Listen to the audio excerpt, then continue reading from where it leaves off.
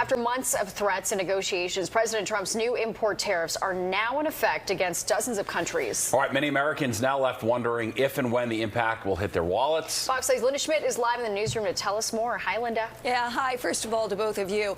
You know, these sweeping tariffs that we're talking about, they are hitting countries that were not able to work out a deal with the president before today's deadline. But some economic experts are encouraging consumers not to panic, at least not yet, because the increase in the tariff rates, they do not take effect and they don't affect us immediately. Now, Switzerland was hit today with one of the highest rates at 39%.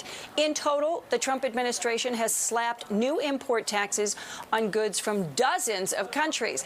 The president's saying that it's going to lead to unprecedented economic growth, but critics say it leads to higher prices for consumers on everything from food to computer parts.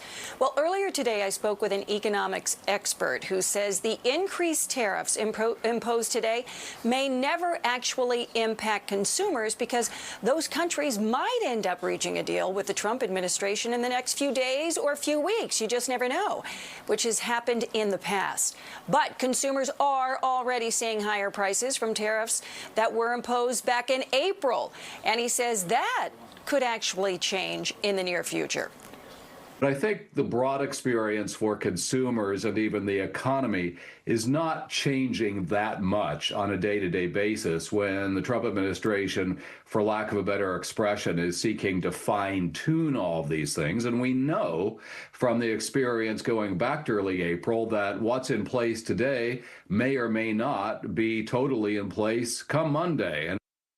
All right, now China might be on your mind now because whenever we talk about tariffs, we tend to talk about China. It remains at 30%. But again, that could change by next Tuesday, which is another deadline for China to try and cut a deal with the Trump administration. Steve and Natasha, back upstairs to you guys. All right, very well, Linda. You know, president's threatening even more tariffs as well. Yeah, that's right. It was just yesterday that he threatened to impose a 100% tariff on some semiconductors. But, you know, we have to remember here, he's using tariffs as a tool not only to negotiate better trade deals, he says, for the U.S., but also other deals that may have nothing to do with trade.